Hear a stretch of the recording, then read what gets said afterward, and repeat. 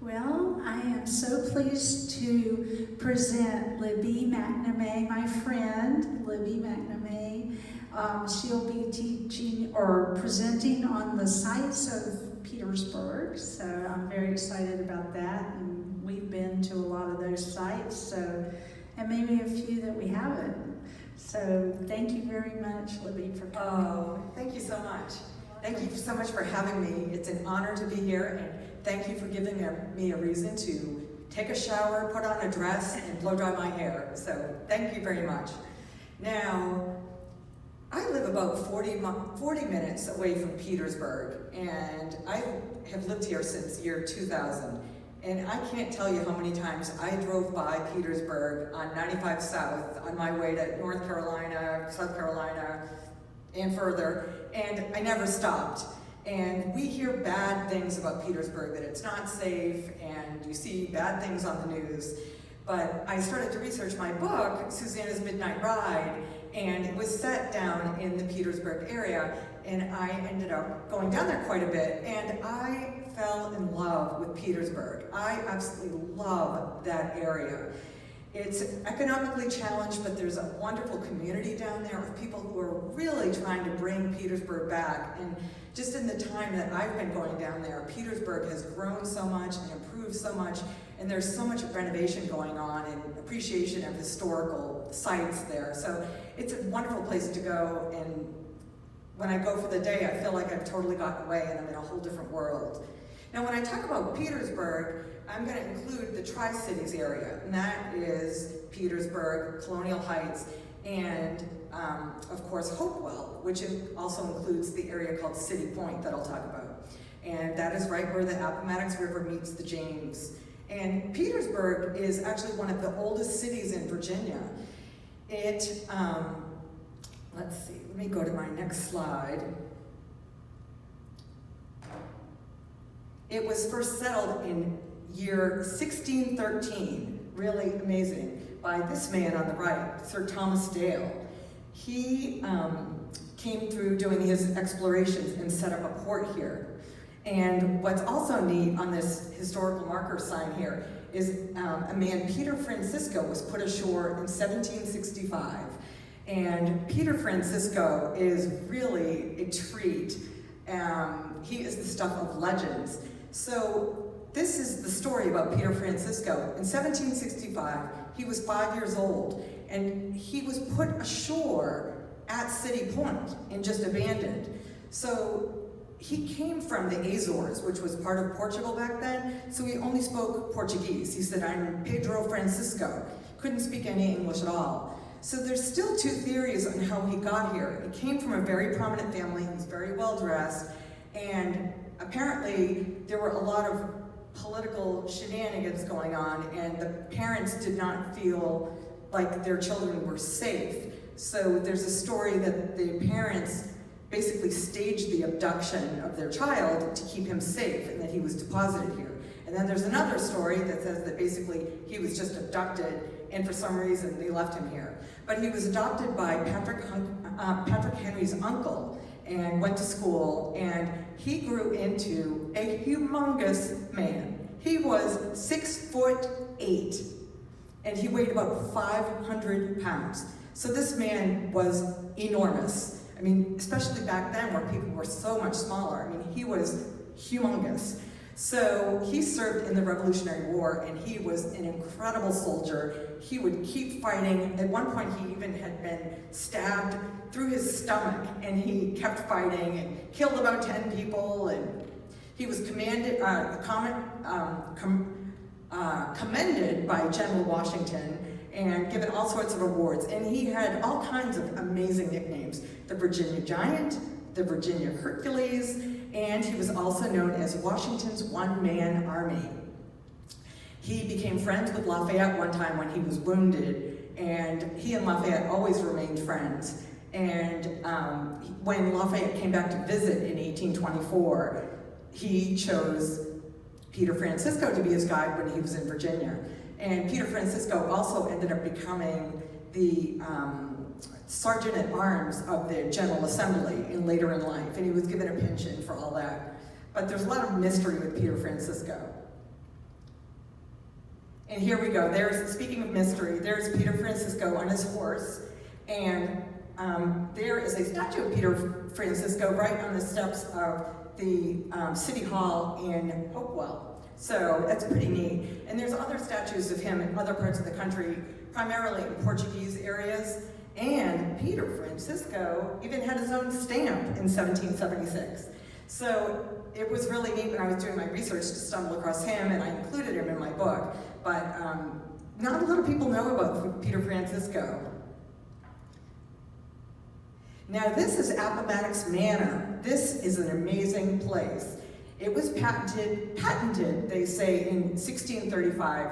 It came from a land grant from King George, I believe in 1620. So the Epps family settled there. So remember the Epps family, because as we know with Virginia history, we hear a lot of the same last names, but the Epps family were instrumental in developing this region. So what's amazing about Appomattox Manor is that this land was owned longer by the same family than any other land in the United States, which is just mind-boggling. And it also was shelled during the American Revolution. And we'll learn more about its involvement during the Civil War. So, an amazing place, and a gorgeous view. I'll show you the view in a bit. Now this is the Peter Jones Trading Station. This was the oldest building in Petersburg. It dates back to 1665. And don't you know it? In 1980, there was a fire and it burned. It's just such a shame, such an absolute shame. But these are the ruins that are right in downtown Petersburg that you can just walk right up to. Very approachable. And here's the side view of the ruins of the trading post. So I try to include this in my book as well, that's where Susanna Bowling would have gone to find out if her brothers had survived Guilford Courthouse, or if they were a casualty or not. So it's right there within walking distance of the really quaint historic area of Petersburg. Now this is neat. This is a historical marker that I actually saw when I was driving down the road, and it was actually in not such a great neighborhood, but I was geeking out. So I stopped, and this is the story of the Battle of Petersburg during the American Revolution. And this took place in April 25th, 1781. Now, what's neat about this is that there's a name in there that you probably can't read. Major General Phillips was the British general who was in charge of their side of the British side of the battle. So there were 2,500 of them, and there were just 500 of these men from the Petersburg area, because most of them at that point were down in North Carolina at the Battle of Guilford Courthouse. So basically these 500 men from Petersburg made a stand, and they, it didn't last long, and there came General Phillips with all of his soldiers.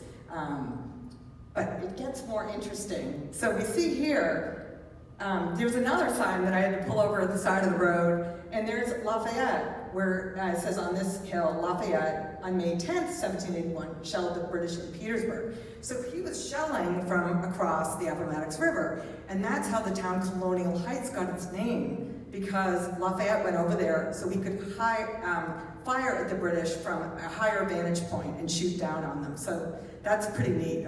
It's been Colonial Heights ever since. Now let's pay attention to these dates, because we had April 25th, now we have April 10th, and this is a wild story. This is a picture of Major General Phillips, and this is actually his gravestone at Blandford Cemetery. So right after this battle, Major General Phillips got typhoid or the pox, something, and he died very quickly. And I love this quote from him, because while he was dying, Lafayette was shelling his house where he was staying. And he said, "Can a man die in peace?" So if you look on here, he died on May 13th. So Lafayette did not let him go without a lot of shelling going on all around him. Now what's neat about this is Major General Phillips was the highest ranking soldier from Britain to die during the American Revolution. So the story is that he was buried in Blandford Cemetery, but they somehow hid his body because they did not want the Americans digging up his body and doing horrible things to it. So the story is that Major General Phillips is buried in Blandford Cemetery, but nobody knows where. And they have done all kinds of sonar all over the place. They have never been able to locate his body. So they have this gravestone for him because they know that he's buried there somewhere. But they kind of wonder if he was buried, like if there were rocks over him or slate, or perhaps that they buried someone else on top of him so that basically no one would ever be able to detect where he was. Because obviously back then there was no way to transport his body back to England. So that's just a cool story of lore. Now this is Blandford Cemetery, and this is one of the oldest cemeteries in the United States. The first burial there was in 1702, so just incredible. And it's got an incredible collection of funerary art. I love the word funerary, so it means art that pertains to funerals. But the artistry and all that is incredible. Now here, this is at the very front of Blandford Cemetery, and you can see the mausoleum in back, and that's the Bowling family. And that's, as I wrote about Susanna Bowling, because like I said before, when I visited here before, that the Bowlings were really like the Kennedys of Petersburg. They really owned everything. They came over, they were at Jamestown, they're one of the first families of Virginia, and they owned much of the Petersburg area. And even now in downtown Petersburg, there's a street called Bolingbrook. So that's the Bowling Mausoleum right there. And this is Blandford Church, which is built on the premises. This was built in 1737. So this is an incredible Anglican church, and it is a very, very special place. Now, it ended up being basically abandoned after the American Revolutionary War, and then during the Civil War, they started to use it as a triage place because it was close to the battlefields. So on this view on the right, where you can see inside the church, you can see the stained glass in there. This is just an incredible story that most people don't know about. At the end of the Civil War, people were just, obviously in Petersburg, absolutely decimated with what had happened, and they wanted to do something to honor their boys, as they called them. So they, they commissioned Mr. Tiffany of New York. So that is the Tiffany of Tiffany's. They commissioned him to make stained glass windows to represent all 15 states that were involved on the Confederate side of the Civil War. So he took it upon himself, accepted the job, and I believe that shipping was like $35. So just absolutely hilarious. But Mr. Tiffany, and what I learned too is Mr. Tiffany was the son of Tiffany the jeweler. So he probably was introduced to all these decorative arts as a child and then moved into doing the windows. So the Tiffany windows are definitely related to the Tiffany jewelers that we still know today. So he commissioned these windows and he said, I'm happy to do them, but I request that I have artistic license to make the windows however I want. And each state can submit a quote, and I will submit that quote below the stained glass that I create. So let's see. So there on the left is the Virginia one. The Virginia stained glass was completed first, and that's St. John, who was the apostle of love, the beloved apostle. And it's really neat that back then Mr. Tiffany chose to link each of these Confederate states with a saint. So he matched up St. John with Petersburg, or Virginia, excuse me. Then on the right is the North Carolina saint that is depicted for them. And North Carolina sent more soldiers to the Civil War than any other state. And they also suffered more casualties than any other state. So General Lee had once said, God bless North Carolina. So that's the quote of what they sent. So that's, you can't see it here, but that's what's at the bottom of the North Carolina statue is, thank God for North Carolina. So, pretty amazing. And apparently too, this rose petal that is in the Virginia thing. It's like a flower. I'm trying to see where it is. I think it's close to his feet. Apparently that one flower alone has 16 different colors in it. That's how intricate it was. I mean, these took him years and years to create. So, and 30,000 soldiers are buried, 30,000 Confederate soldiers are buried there at Blandford Cemetery. And there's actually a 13-acre mass grave of soldiers that were basically just thrown in there. And another neat thing about Blandford Cemetery is that's where Memorial Day first started. There was a woman who took her class after the Civil War ended and wanted to pay homage to the boys who were there, and that was the first Memorial Day, and then the tradition grew. So it's pretty neat that it started in Petersburg. It really is amazing, all the historical significance of Petersburg. It's incredible. It's just, the more I research, the more I find, and the more I'm amazed. Let's see.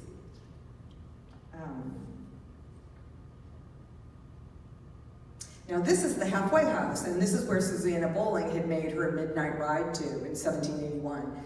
But this house itself was built in 1760, and it was called the halfway house, not because of anything to do with alcohol, but it was named that because it was halfway between Richmond and Petersburg. And back then, that was a 2-day drive in your carriage.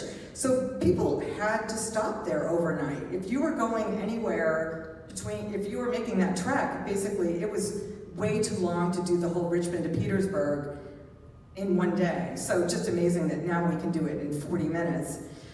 So the halfway house was also special because it was on this road, which is now Route 1, Jefferson Davis Highway, but originally was an Indian trail. So that is the only road back then that connected basically the north and the south. So anyone who was going from anywhere south of Petersburg and making their way north, and likewise anyone who wanted to go south from Richmond had to take this road. So basically all of our founding fathers had been at the halfway house.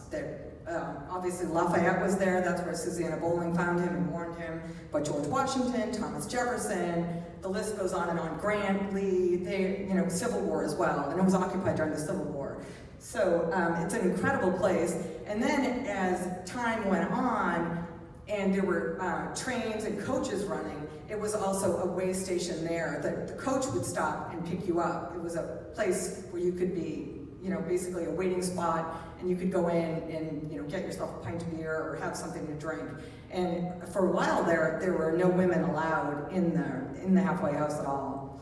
So it's really neat, and it's still in operation today. They have closed because of COVID, but I've gotten to know the owners very well, and they actually still even use the original kitchen. And he even showed me the kitchen. Of course, it's been renovated since the 1780s, but it's really amazing, and that all the rooms are absolutely, it's the same building that they're using. And upstairs they have a couple of rooms that they're going to renovate right now. One is a General Lee room, and they're going to change it into a Susanna Bowling room, which is great. And then they have another room that really doesn't have a theme to it, and they're going to make that into a Wright Brothers room, because the Mr. Young, who owns the halfway house, he is actually one of the biggest experts on the Wright Brothers in the United States, and he has certain things that are in the Smithsonian Museum. I mean, he's incredible. So he's going to also have the Wright Brothers room. So that'll be really neat to check out. So here's the historical marker out behind the halfway house, and that Major General Butler from the Union Army occupied this during the siege of Petersburg, which lasted 9.5 months. So, as I said before, I would love to have a historical marker for Susanna that she made her midnight ride there. And this is Susanna Bowling's house. This was built in the 1760s, and this was actually called Mitchell's Plantation. And this is a picture that a descendant actually gave me, and she had the color added to it. And here is the same house, and it was when it was occupied by the Civil War. So those are actually Union soldiers sitting out on the front lawn. It's just incredible. So the sad thing is that the house burned down in 1920. Apparently they had a still that caught fire, and they rebuilt a house, nothing as grand as the original house, but used as much of the original materials as they could. So this is Weston Plantation, and I had mentioned the Epps family early on. Well, the Epps were very wealthy, and Mr. Epps decided to make a plantation for his daughter when she got married. So they called it Western Plantation, and that's where his daughter lived with her family. And then the name slowly evolved to Weston. But it was named Western originally because it was west of Appomattox Manor, which is where her father lived, the big family estate. So this lovely place is still in operation today. It has been renovated several times. Right now, I believe they have it decorated in the fashion of the 1840s, and you can do tours there. It's lovely. I will show you around. Shall we go in? This is the lobby area of the Weston Plantation. And here's the sitting room. And this is upstairs. This is one of the spinning wheels that they used during the American Revolution when they boycotted all the fabrics. And here's upstairs bedroom, and that's another downstairs sitting room. And this is the dock out back, so really gorgeous. And that's Appomattox River flowing behind it. And just beyond there is where the Appomattox meets the James, and they come together. Now, ladies, I want to make sure that you're paying attention for this. This is called All Manner of Things, and this is a boutique on the grounds of Weston Plantation, and it's awesome. It is a fantastic place to shop. It's adorable, the people are lovely, but they have so many unique things in there. It's really not a souvenir shop at all, it's more of a ladies' boutique. So it's definitely worth checking out when you're there, or if you're gonna even wander by and check out the grounds to make sure that the gift shop is, or the boutique is open, that All Manner of Things, which is such a cute name, but I love that shop. And it's actually right by the H. If you've seen the big H when you cross over on Route 10, cross over into Hopewell, they've got that huge H. It's basically just right off the side there. And this is Battersea Plantation. Oh my gosh, how I love this place. Now, when I started researching about Susanna's Midnight Ride, I went down exploring, and it didn't look quite as bad as this, but it looked pretty bad. And I called a number that I found online, and a really nice woman came and met me and let me in, and she would say, oh, watch out for that hole in the floor. And the hole would be like 10 feet wide. So I'm like, yeah, I see the hole. But it was really nice of her to let me go in there. But it was just phenomenal, just the bones of the building. So they have done lots of renovation, they've done lots of fundraising. It's amazing, the people down there, how much they love Petersburg, how much they love the area, and what a great community is. So they have raised a lot of money, and basically renovating something like this and doing it with the precision and historical accuracy is unbelievably expensive. But in the last, 7 years since I've been going there, it's amazing. They've had Richmond Symphony there, they have an Oyster Fest, they have all sorts of different festivals there, they have a Christmas open house, which is absolutely lovely. You tour a bunch of the wonderful mansions in Petersburg, and then you end up at Battersea at the very end. So it's just such a neat place. Now this is such a cool place. It's called the Trapezium House. And there actually is a brewery down there that's wonderful that I had to research and check out. And I went to it's also called the Trapezium Brewery. And it's very, very nearby. But this is the Trapezium House. And this was built in 1817. This is a wild story.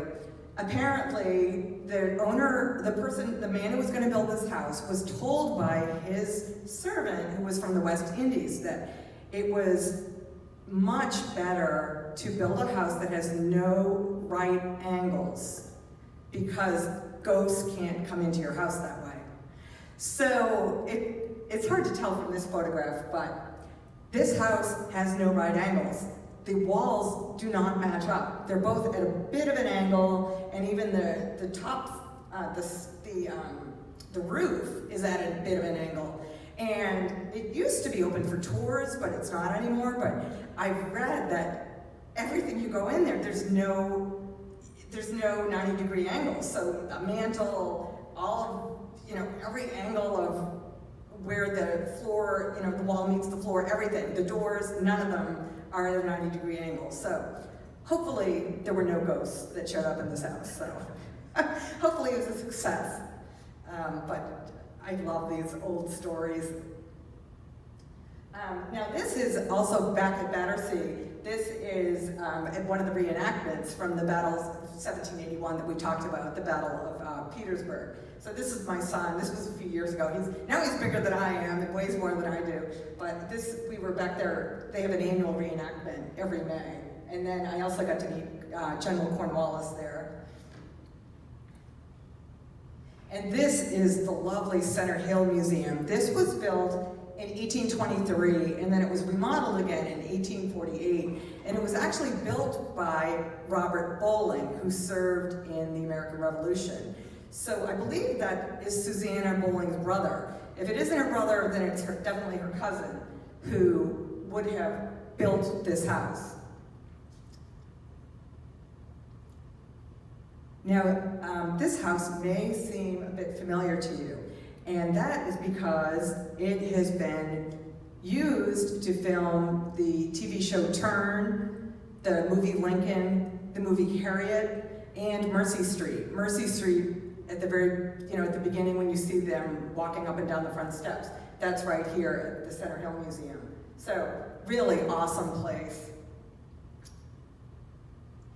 What's also neat is that President Lincoln visited here, and he spoke to troops here who were occupying the building, and also President Taft visited here. So, really amazing. And just, another example of how the Bowling family really dominated the area.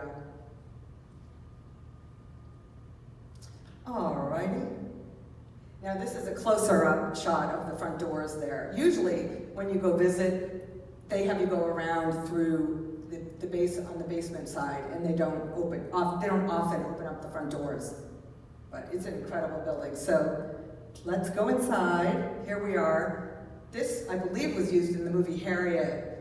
And I actually dropped by. I was dropping books off for their gift shop, and they were actually there filming. So really neat. They brought their own furniture in and switched everything out.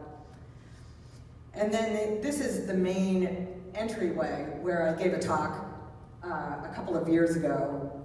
So it's just such a lovely room. It's just an exquisite house. If you get an opportunity to go there, they are giving tours right now, which is nice. Socially distant, of course. And that's the very front of the hall, but just look at that molding and all the detail. It's just spectacular, and they've done a wonderful job of keeping it in such prime condition. And now we're back at Appomattox Manor again. It was, the land that's been longest occupied by one particular family, one of the very first buildings in the area. And when General Grant came to town for the Siege of Petersburg, he decided, well, that's pretty nice. I think that's where I'm gonna live. So it was occupied for that 9.5-week siege of Petersburg, or 9.5-month siege of Petersburg. 70,000 people died during the siege of Petersburg, and City Point became the largest port in the United States while that was going on. There were 120,000 soldiers at City Point, which is not a big place. Now, the reason why the siege happened is because Petersburg was where all of the railroads came together. And that, if you hear the term Five Forks because that's where 5 railroads came together. So the Union Army thought if they could gain control of those railroad tracks, then Richmond would fall. because they were getting all their supplies from Petersburg. So the siege just went on and on and on, just horrible suffering all around. And when they finally were able to cut off the supply line and grab control of the railroads, then Richmond fell, and then within 6 days, that's when Lee had to surrender. Now, right on the grounds here, so we've got this lovely building here, the Appomattox Manor, and if you look to the right, you can see a little brown building. This is that little brown building, and this was where General Grant conducted most of his work. He used that as his own personal office. So Lincoln was there numerous times. I heard a funny story that at one point, the soldiers all over the place, and President Lincoln was there, and he came up behind a line of soldiers, kind of basically trying to cut through and just get to General Grant, and one of the soldiers stopped him and said, "You can't go in there." And President Lincoln said, "I think he wants to see me." And the soldier said, "Absolutely no, you're not allowed to go in. He's not taking any visitors." So Lincoln went ahead and went in. But it was very nice, the soldier. He didn't correct him. He didn't say, "Do you know who I am?" He just kind of smiled and went on in. And can you imagine how mortified that poor soldier was when he realized that was President Lincoln, that he had just forbade to go in and see General Grant. So, another hilarious story. So President Lincoln actually spent 3 weeks at City Point in the Petersburg area, right before his death, right before the siege ended. I didn't realize he had spent that much time there. And here we are. This is the inside of the cabin, and here's a couple of reenactors of Lincoln and Grant taking a look at the map. So, pretty amazing. And this is called Violet Bank Farm, and this is where General Lee had his headquarters. And this was across the river, across the Appomattox River in Colonial Heights. So obviously, enemy armies, gotta keep some distance, but this is another absolutely lovely building. And here we have Petersburg National Battlefield, which is just absolutely enormous. I mean, you could spend days and days and days there, massive territory, and covering different areas of Petersburg. Now this is the one thing that people really want to see is the crater. And if you're not familiar with the crater, it's an amazing story. Lots of amazing stories down there. Now this was in July of 1864, and the Union forces wanted to break through the lines of Confederate troops that were camped out on this field. So they took their engineers and the miners, and they created a mine underneath the field, underneath these Confederate soldiers who were sleeping. And they used 8,000 pounds of gunpowder. And they detonated this at 5 in the morning when these men were all asleep. Well, their plan was successful. There was, havoc. Lots of these Confederate soldiers were killed. But what happened is the Union Army really didn't know what to do next. They had blown a 200-foot wide chasm. But the soldiers were just dazed and confused, and they basically walked into this flaming crater. So all these Union soldiers died just horrible deaths, and it was just a disaster. And General Grant said it was the saddest affair that he saw during the entire Civil War. So it should have been a successful mission for the Union, and it ended up being a Confederate win, but the losses on both sides were staggering, but just horrible. And really, the saddest thing about it is that if that had actually been a success, then maybe the siege wouldn't have lasted, because actually after this, the siege lasted another 8 months. So if this whole explosion had gone off at the crater and they had a plan for how to, move forward, then perhaps all that suffering that happened during the next 8 months could have been alleviated. So, awfully sad. I think that was when Burnside was relieved of command and never put in command again. So, just horrible. But what I always found with these battlefields is you hear about all these gruesome deaths and the suffering, and then you go there and they're beautiful. So you can see where it's still caved in, where there were these, the mines underneath and the tunnels that, that were hollowed out underneath. So just amazing that that the Union soldiers were able to do all that and create these tunnels and get under there, and that the Union soldiers, or the Confederate soldiers had no idea that this was going on. So absolutely horrific. So, but if anybody mentions the crater to you, now you know what the crater is. And this is called the Dictator. Now this was a Union tool. It was a 13-inch mortar. This is actually a reproduction. It's not the original Dictator. This mortar could fire shells that weighed over 200 pounds. And it could fire them for over 2 miles away. Just incredible. They had the technology back then to be able to do that. So, and each one of these shells was 14 pounds of black powder. So, not pretty. And here we have the farmer's market. This was built in 1878 in downtown Petersburg, and this is where a lot of the extras slept during the filming of the Lincoln movie with their white reenactor tents. But it's right there downtown. It's very close to where the ruins of the Peter Jones Trading Post are, and the Trapezium Brewery and all the restaurants. So it's a lovely place. It's changed hands several times. It was a restaurant not too long ago. I actually even had a book club with my book there. And wonderful place, but it's gone out of business. It actually might have even gone out of business before COVID, I'm not sure, but it is just absolutely spectacular space inside. It's just absolutely open inside. Be a wonderful place for a wedding or something like that, but such a shame, but it's absolutely gorgeous. And they don't use it for the farmer's market. The farmer's market is off to the side outside, so it's been very well preserved. And it's an octagonal brick building. So now we are going to talk about Hopewell. This just blew my socks off when I heard all of this, when I learned this about Hopewell. Now, Hopewell didn't really exist until 1914, when the DuPont family of Delaware came down and they bought 800 acres from, guess who? The Epps family. And they started a dynamite factory there. Then, when World War I broke out, they switched to gun cotton and they bought 1,600 more acres from the DuPont family to expand their empire there. And it was called Hopewell Farms, this plantation, the plantation where this land came from. So that's how Hopewell got its name. And Hopewell that was named after a British ship that was called the Hopewell.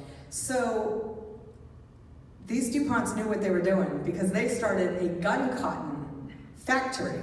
And gun cotton is a smokeless powder that was used during World War I.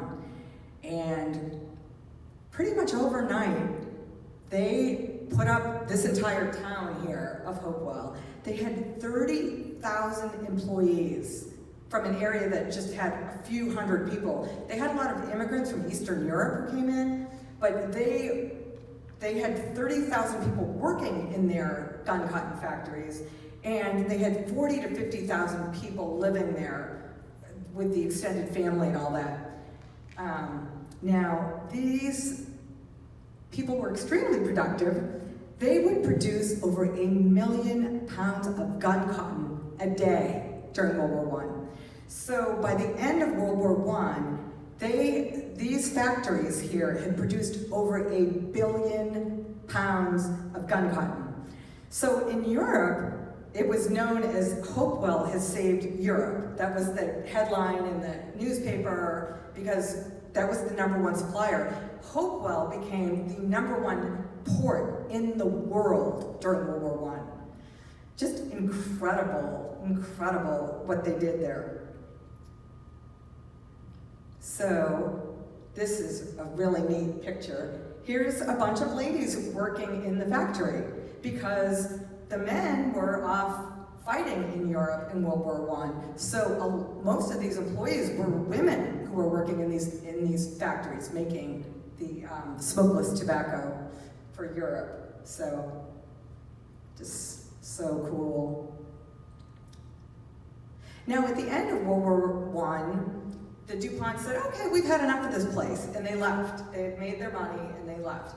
So it ended up, Hopewell has basically gotten transferred over from one, basically different companies, different factories ever since. It's, let's see, now Dominion's there. There's a whole bunch of different, Kraft has had manufacturing there. There's, I'm trying to think, there's a zillion different companies that have been there, all sorts of different stuff. Honeywell, I believe. So that's really, you know, it's basically stayed as a big kind of working class factory town. And part of why Hopewell became such a big town is because it was also next to this area called Fort Lee. Actually, Hopewell came first.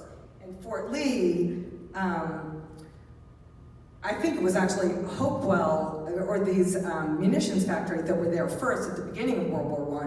And then, as World War I really ramped up and we had to join, America joined later on in the war, that's when the US government created Camp Lee. And I think, logistically, it was, they already had all these ships coming in and out. It was, Hopewell was already the biggest port in the world, so it was great to have Camp Lee there, and then you have all these soldiers coming in there, and you can use all the same transport, and you know, logistically you're all in the same area together. So within 60 days at Camp Lee, they had 14,000 soldiers. And what's really cool is this is some of the same land that Captain John Smith trudged across way back in the early 1600s, and it's some of the same land that the Yankees marched across during the Siege of Petersburg on this land that was set aside for Camp Lee. Now, back at the time of World War I, there was this horrible flu epidemic, the Spanish flu. So they also treated 10,000 soldiers for Spanish flu at Camp Lee. And then at the end of World War I, they really didn't need Camp Lee anymore. And they basically, a lot of it was torn down. And then with the onset of World War II, they reopened the camp and they had 30,000 soldiers there training, and quartermaster, basically all the supplies, all that stuff. But it was a big shipping out point for soldiers during World War II. And then it's continued to be the headquarters for the quartermaster, the supply guys.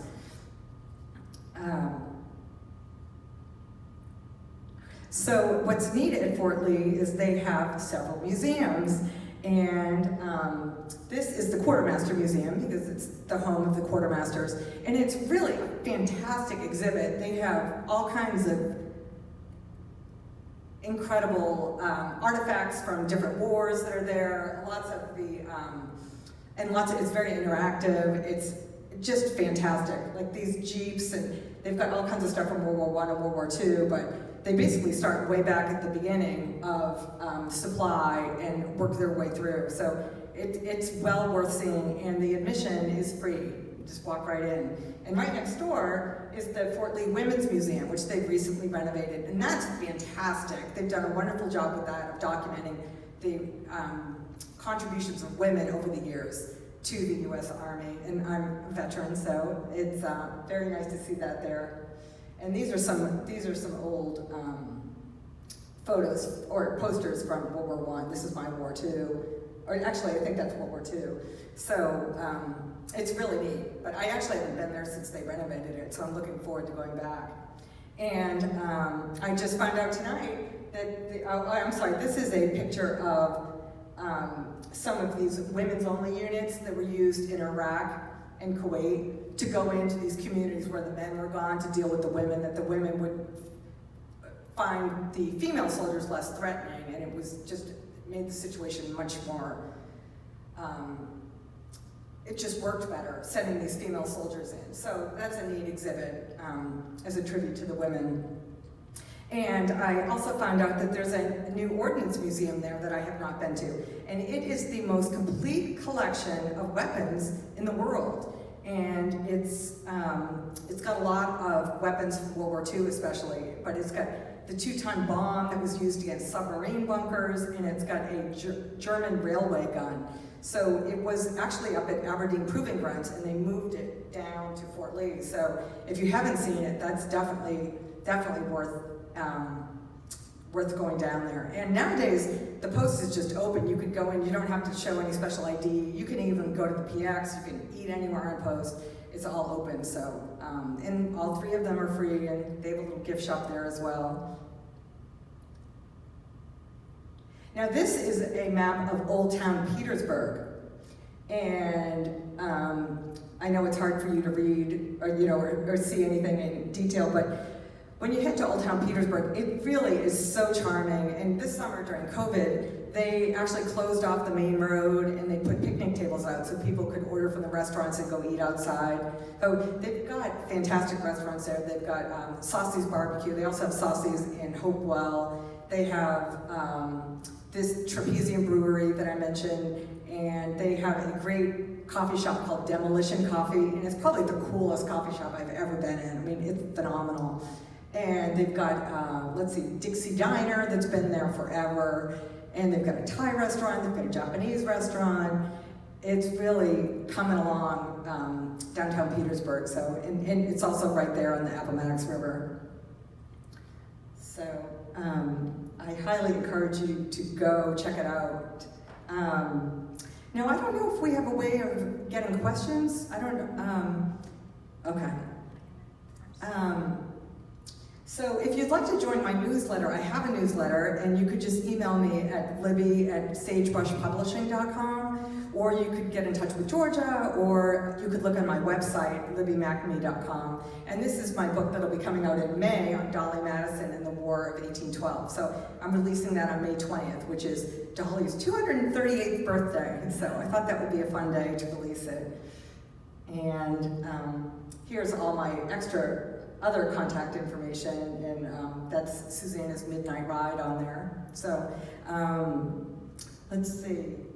If anyone had any questions, I'd love to take them, but if you have any questions, you can give them to Georgia and she can email me. Yeah, Georgia? I have a question. Okay, great. Did you write a book about Petersburg as well, or are you just speaking about the book Susanna's Midnight Ride?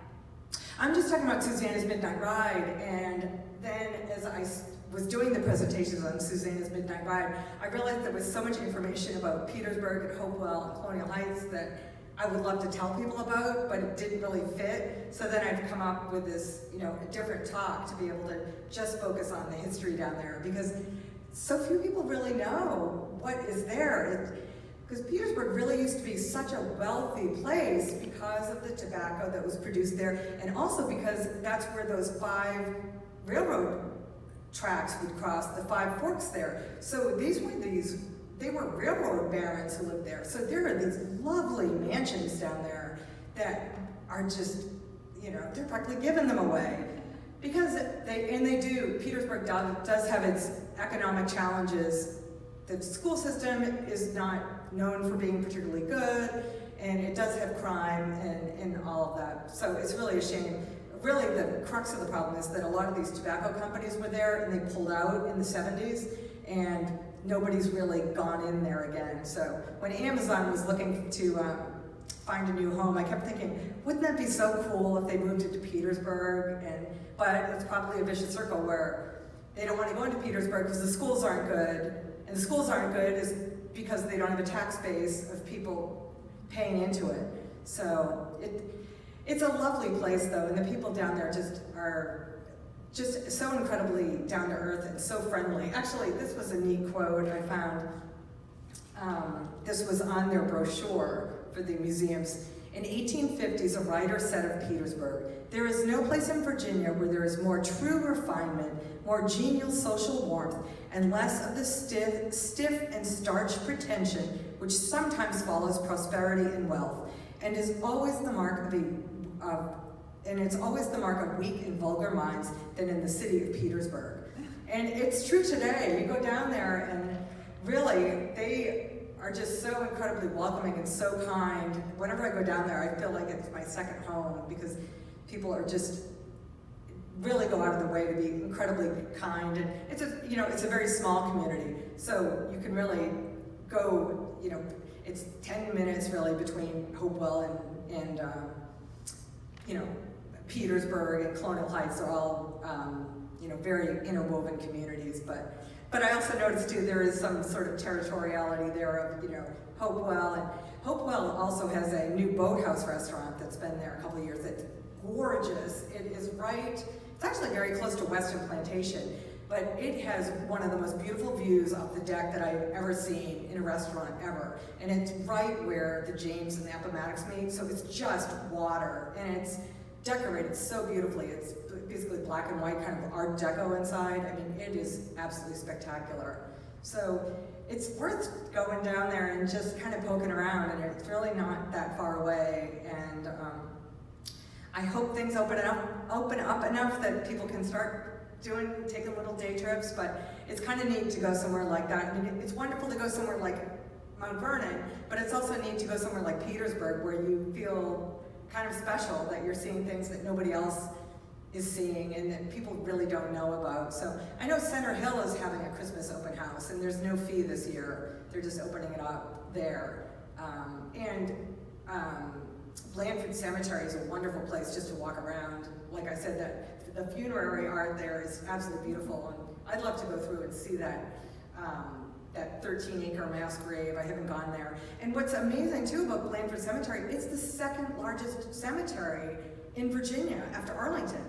So it's still an active cemetery today. But I had no idea. Before I started going down there and learning about it, I had never heard of it before. But yeah, it's absolutely gorgeous. I encourage you all to take a trip down there, and if you all do a group trip, the folks at the tourism office there have offered to help chaperone you around, show you around, and plan an itinerary that's as action-packed as you want. If you want an easy itinerary, laid back, they can do that, or they can tailor something else to whatever you'd like. But they would love to have visitors down there. There's a lot of people working hard. So thank you very much. You've been a wonderful audience. I haven't heard a peep out of you. So thank you very much for having me here tonight. I enjoyed every minute. Thank you so much. You're welcome. Thank you so much, Libby. And we enjoy learning about Petersburg.